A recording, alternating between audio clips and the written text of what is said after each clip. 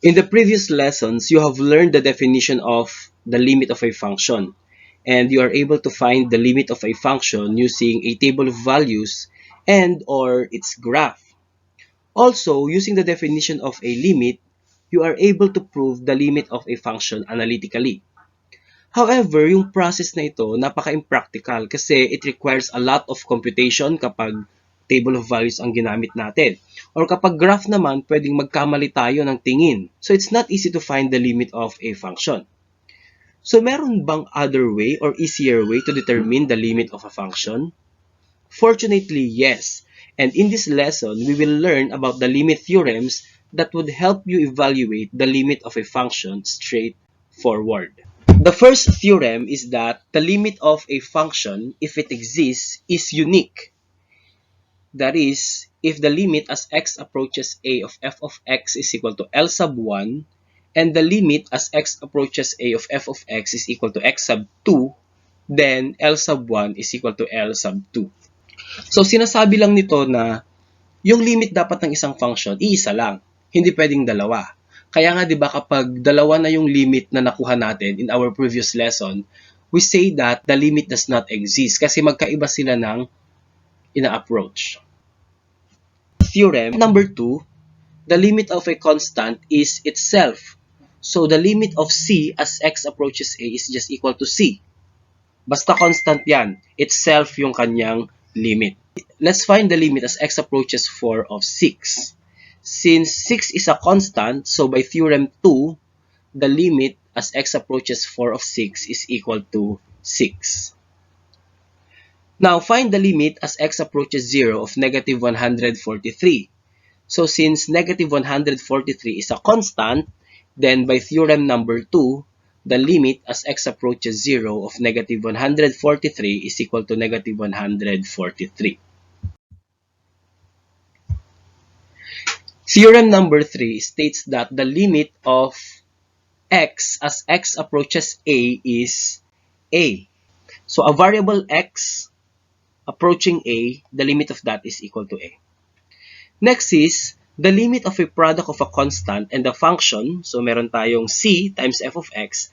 The limit of that as x approaches a is just equal to c times the limit of f of x as x approaches a. So pwede nating ilabas yung constant provided that multiplication yung operation dito. And then, ang kukunin na lang natin ng limit ay yung function. The limit as x approaches 5 of x is equal to, by theorem 3, that is just equal to 5. Now, the limit as x approaches negative 1 half of x, so by theorem 3 again, since x lang yan, then the limit of that is equal to negative 1 half. Find the limit as x approaches 1 of 2x. By theorem 4, pwede nating ilabas yung 2 natin. So we have 2 times the limit as x approaches 1 of x.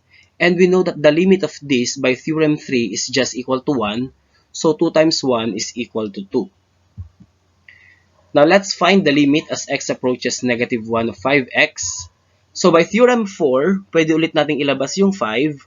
So we have 5 times the limit as x approaches negative 1 of x.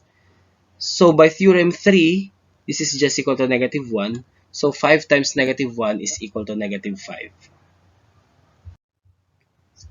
Theorem number 5 states that the limit of a sum or difference of functions is equal to the sum or difference of the limits of each individual function, provided that yung mga individual limits natin exist.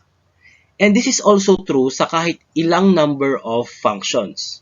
So pag meron tayong limit ng sum or difference, pwede nating paghiwalayin pala. Okay? Kunin natin yung limit nung una, plus or minus, kunin natin yung limit nung mga succeeding. So let's find the limit as x approaches 2 of 2x plus 5. By theorem number 5, pwede nating paghiwalayin yung limit ng 2x at limit ng 5. So we have limit as x approaches 2 of 2x plus the limit as x approaches 2 of 5. By theorem 4, pwede nating ilabas yung 2. So we have 2 times the limit as x approaches 2 of x plus the limit as x approaches 2 of 5. Now, using Theorem 3 dito at Theorem 2 dito, limit of a constant is 5, limit of x as x approaches 2 is 2, so we have 2 times 2 plus 5, or that is equal to 9. Let's find the limit as x approaches 5 of 3 minus 7x. So, by Theorem 5, pwede nating paghiwalayin yan. We have the limit of 3 as x approaches 5 and limit of 7x as x approaches 5. So, by Theorem 4, pwede nating ilabas yung 7. So, napunta siya dyan. And then, evaluating by Theorem 2, ito, and by Theorem 3, then we have limit of a constant is just a constant itself, minus 7 times limit of x as x approaches 5 is 5. Or that is now negative 32. The next limit involves product naman. So if we are looking for the limit of the product of two functions, we can actually get the product of the individual limits. So if we have the limit as x approaches negative 2 of 2 times 4x, so for purpose of illustration, let's say that yung first function natin is 2, yung second function natin is 4x. So we have the limit as x approaches negative 2 of 2 times the limit as x approaches negative 2 of 4x. That is by Theorem 6. Then by Theorem 4, ilalabas natin yung 4. So limit as x approaches negative 2 of 2 times 4 times the limit as x approaches negative 2 of x. By Theorem 2 and Theorem 3, we have 2 times 4 times negative 2. So that is negative 16. Again, for the purpose of illustration, let's treat 3x and 5x as two individual limits. So let's find the limit as x approaches 1 of 3x times 5x. So for our solution, pwede nating paghiwalayin. We have the limit as x approaches 1 of 3x times the limit as x approaches 1 of 5x by Theorem 6. Then by Theorem 4, ilalabas natin yung constants na 3 at 5. So we have 3 times the limit of x as x approaches 1 times 5 times the limit of x as x approaches 1. By Theorem 3, that is just 3 times 1 times 5 times 1 or equal to 15. The next theorem involves quotient. So if we are looking for the limit of a quotient, we can actually get the quotient of the individual limits. So pwede na natin paghiwalayin yung limits nila, provided that yung limit ng denominator natin should not be equal to 0. So for purpose of illustration, sabihin natin 4x tsaka 5 ay dalawang functions yan. So the limit as x approaches 3 of 4x over 5 becomes the limit as x approaches 3 of 4x divided by the limit as x approaches 3 of 5 by Theorem 7.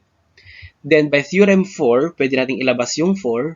So we have 4 times the limit as x approaches 3 of x and the limit as x approaches 3 of 5.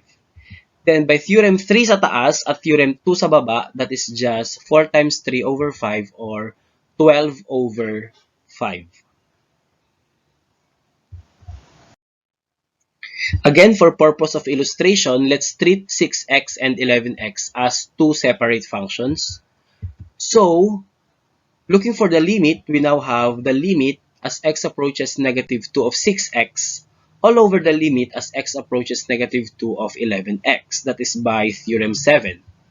Then by Theorem 4, pwede nating ilabas yung mga constants. So we have that 6 times the limit as x approaches negative 2 of x and 11 times the limit as x approaches negative 2 of x. By Theorem 3, that is just equal to 6 times negative 2 over 11 times negative 2, or that is 6 over 11.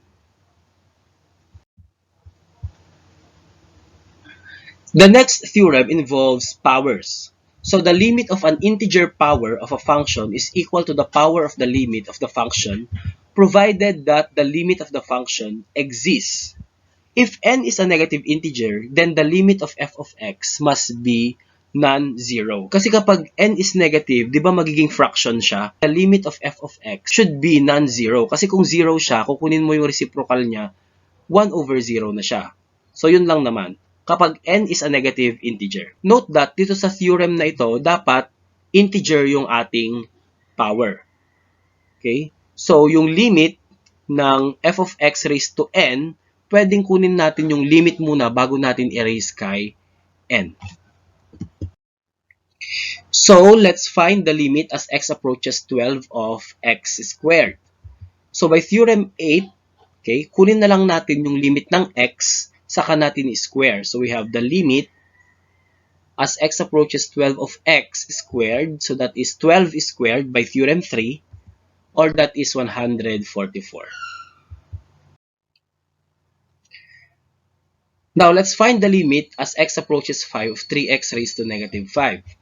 So, for our solution, pwede natin kunin yung limit muna ng 3x bago tayo mag-raise sa negative 3.